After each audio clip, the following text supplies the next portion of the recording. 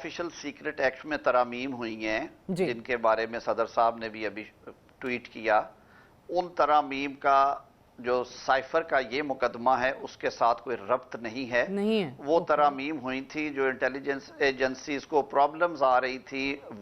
وار zones میں یا border areas میں، کیونکہ ہم دہشت گردی سے لڑ رہے ہیں بڑے سالوں سے، اور اس حوالے سے آپ کو پتہ ہے کہ پاکستان کی سالمیت پہ، پاکستان کی خود مختاری کے حوالے سے بہت سے لوگ ہیں، ایسی قوتیں ہیں جن کو پاکستان کی خود مختاری چبھتی ہے۔ تو وہ چیزیں 100 سال سے یہ قانون تھا، ظاہر ہے عصر حاضر کے تقاضوں کے مطابق اسے کرنا چاہیے۔ اس میں ڈاکومنٹ کی ڈیفینیشن، اس زمانے میں تو پتوں کی چھالوں پہ بھی ڈاکومنٹ بنتے تھے، آج ورچوئل بھی ہے، الیکٹرانک بھی ہے، ڈیجیٹل بھی ہے، بڑے اور طریقے آ گئے ہیں۔ تو اس کو وہ کیا، کچھ چیزیں اور اس میں شامل کی، تو اس کا اس سے ربط نہیں ہے۔ اب رہی بات کہ سائفر والے کیس کی، تو یہ بالکل اوپن اینڈ شٹ کیس ہے۔ آپ اور ہم سب جب یہ ٹی وی پہ، خاص طور پہ ان دنوں میں بھی ہم نے جب حلف دیکھے ہیں وزیر اعظم کا، وفاقی وزراء کا، صوبائی وزرائے اعلیٰ کا، تو وہ آپ نے ساروں نے انہیں ڈائریکٹ ٹیلی کاسٹ کیا ٹی وی پہ۔ اس میں ایک جگہ پہ آ کے کہتا ہے کہ میں سرکاری امور کی انجام دہی میں ایسی معاملات اور معلومات جو کہ خفیہ رکھنا ضروری ہوتی ہیں یعنی کلاسیفائیڈ ہیں،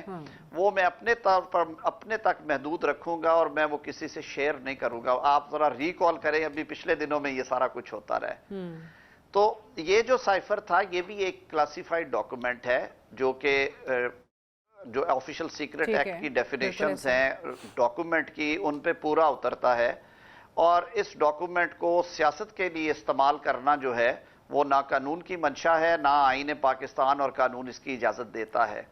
تو اس وقت کے وزیر اعظم، اس وقت کے وزیر خارجہ اور اس وقت کے وہ وزراء جو نیشنل سیکیورٹی کمیٹی کے اراکین تھے، جو کہ ایک بڑی سینسٹیو کمیٹی ہے جس کا رول بہت ہی زیادہ نازک ہے، بہت سینسٹیو ایشوز وہاں پہ آتے ہیں، وہاں پہ بیٹھ کے تو انہوں نے کہا کہ یہ کوئی ایسی سازش نہیں ہے، لیکن اس کے کنٹینٹس انہوں نے پبلک میں لیک کر کے ان کی جسٹ جو تھی اس کو ٹویسٹ کر کے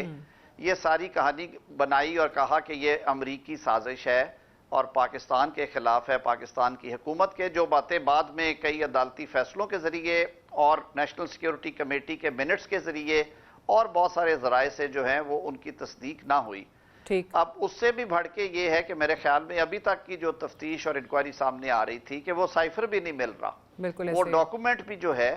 وہ انہوں نے جسے کہ انہوں نے جیب سے نکال کے لہرایا تھا راول پنڈی کے جلسے میں، اور جس پہ پھر انہوں نے اسمبلی میں تقاریر کی کہ ہاں ہم نے وہ دیکھا،